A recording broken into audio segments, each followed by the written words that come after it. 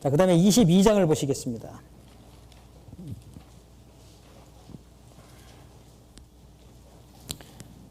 22장에 22장 사건 아실 것 같은데 여기 10절 말씀을 보면 22장 10절 르우벤 자손과 므낫세 반지파가 가나안 땅 요단 언덕가에 이르자 거기서 요단가에 단을 쌓았는데 볼만한 큰 단이었더라.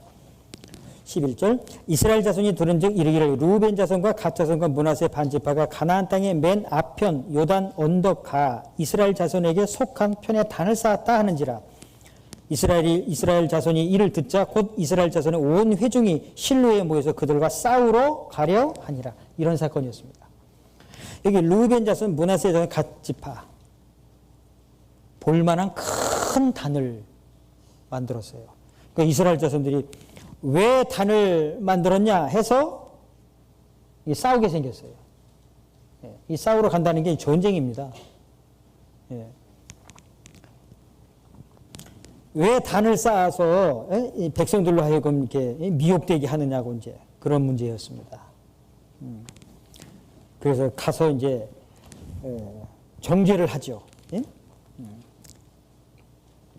여기 14절 보시면 이스라엘 각 지파에서 한 방백씩 10방백을 그와 함께 하게 하니 그들은 각기 이스라엘 1000만인 중 족속의 두령이라.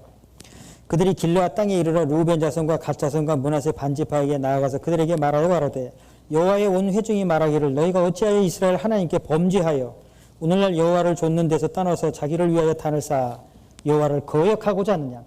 부올의 죄악으로 인하여 여호와의 회중의 재앙이 내렸으나 오늘날까지 우리가 그 죄에서 정결함을 얻지 못하였거늘 그 죄악이 우리에게 부족하여서 오늘날 너희가 돌이켜 여호와를 좇지 않고자 하느냐. 너희가 오늘날 여호와를 배역하면 내일은 그가 이스라엘 온 회중에게 진노하시리라. 20절 세라의 아들 아간이 바친 물건에 대하여 범죄함으로 이스라엘 온 회중의 진노가 임하지 아니하였느냐. 그 죄악으로 망한 자가 그 사람뿐이 아니었느니라. 왜 단을 쌓아서 백성들을 미혹해 하고 하나님을 떠나게 해서 죄를 짓게 만드냐? 그런 정죄였습니다. 21절 르우벤 자손과 갓 자손과 므낫세 반지파가 이스라엘 1000만인의 두령에게 대답하여 가로되 설명을 하는 거죠. 22절 전능하신 자 하나님 여호와 전능하신 자 하나님 여호와께서 아시나니 이스라엘도 장차 알리라. 이 일이 만일 여호와께 패역함이거나 범죄함이거든 주는 오늘날 우리를 구원치 마시옵소서. 우리가 단을 쌓은 것이 돌이켜 여호와를 좇지 아니하려 함이거나 혹시 그 위에 번제나 소제를 드리려 함이거나 혹시 화목 제물을 드리려 함이거든 여호와는 친히 벌하시옵소서. 우리가 목적이 있어서 목적이 있었다는 거예요. 목적이 있어서 주의하고 이같이 하였노라. 곧 생각하기를 후일에 너희 자손이 우리 자손에게 말하여 이르기를 너희가 이스라엘 하나님 여호와 무슨 상관이 있느냐. 너희 르우벤 자손 갓 자손아 여호와께서 우리와 너희 사이에 요단으로 경계를 삼으셨나니 너희는 여호와께 분의가 없느니라 하여 너희 자손이 우리 자손으로 여호와 경외하기를 그치게 할까 하여 우리가 말하기를 우리가 이제 한 단 쌓기를 예비하자 하였노니 이는 번제를 위함도 아니요 다른 제사를 위함도 아니라 우리가 여호와 앞에서 우리 번제와 우리 다른 제사와 우리 화목제로 섬기는 것을 우리와 너희 사이와 우리의 후대 사이에 증거하게 되게 할 뿐으로써 너희 자손으로 후일에 우리 자손에게 이르기를 너희는 여호와께 분의가 없다 못하게 하려 함이로라. 이유를 아시겠죠? 조금 전에 지도를 보셨잖아요. 그래서 요단강을 기준으로 해서 동쪽 서쪽 이 경계로 인해서 후일에 나누어지고 너희는 우리와 상관도 없다라고 하는 일이 생기면 그것을 방지하기 위해서 단을 쌓은 것이다. 우리도 이 단을 보면서 하나님의 백성이요 하나님이 섬기는 그 지파라고 하기 위해서 그래서 그런 목적에 의해서 이 단을 쌓았다라는 것을 쭉 설명을 하죠. 30절 제사장 비느하스와 그와 함께한 회중의 방백 곧 이스라엘 1000만인의 두령들이 르우벤 자손과 갓 자손과 므낫세 자손의 말을 듣고 좋게 여긴지라. 아하 그런 거였구나.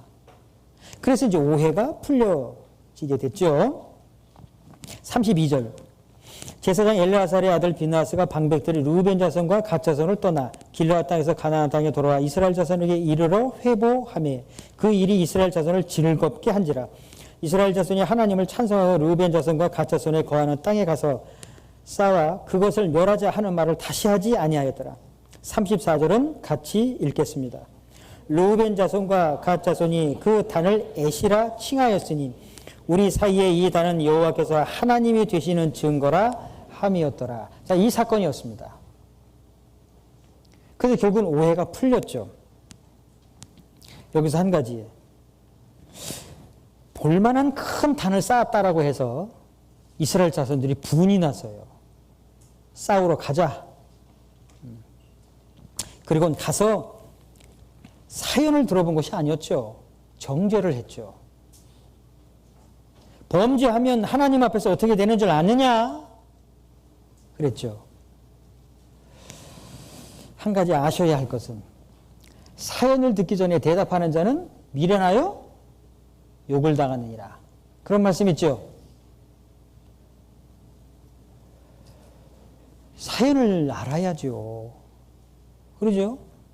알기도 전에 정죄한다라는 건 잘못됐다라는 걸 알 수가 있죠.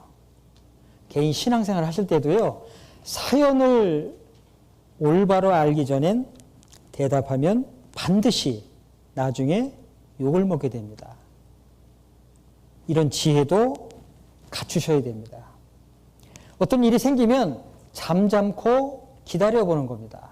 진실은 항상 나중에 드러납니다. 섣불리 판단하고 성급한 판단에 의해서 내뱉은 말은 주워 담을 수 없어요. 결국 후회로 마음에 남습니다. 그래서 사연을 듣기 전에 대답하지 마라. 이렇게 기다려보는 거예요. 여러분들 신앙생활하면서 판단 잘못할 때 많죠. 난 절대 잘못된 판단하지 않아. 그렇지 않습니다.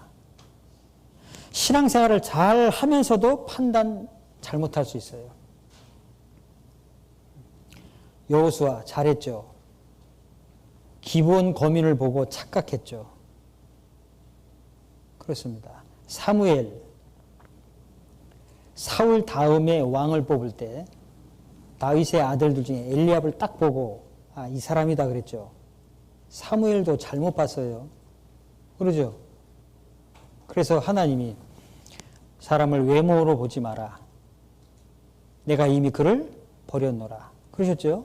사무엘도 잘못 봤어요. 잘못 판단했다고. 성급한 판단은 꼭 신앙의 후회를 남깁니다. 잠언 18장입니다.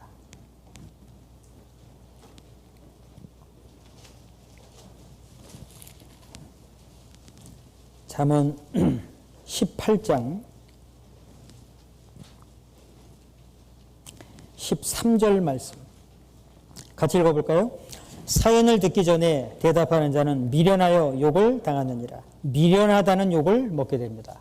내가 그때 섣부르게 판단했구나.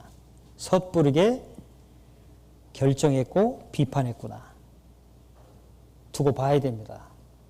진실은 나중에 드러납니다. 예레미야 24장을 보면 바벨론으로 포로로 잡혀가는 사건이 나오죠. 그런데 예루살렘에 남아있는 사람들 얼마 있고 바벨론으로 거의 다 포로로 잡혀갑니다. 그러면 예루살렘에 남아있는 사람들은 저 사람들 다 바벨론으로 포로로 잡혀가는구나. 예루살렘에 남아있는 사람들은 우리는 잘됐다라고 생각을 했었어요. 포로로 잡혀가는 사람들이 다 잘못된 줄 알았어요. 나중에 예루살렘에 있던 사람들 다 죽었죠. 그러죠? 섣불리 판단하면 안 되는 겁니다. 무슨 일이 있으면 두고 보는 거예요. 그리고 그것에 대해서 이러쿵저러쿵 말하기 전에 기다려보는 거예요. 하나님이 진실을 드러내십니다. 그런 교훈을 얻을 수 있습니다.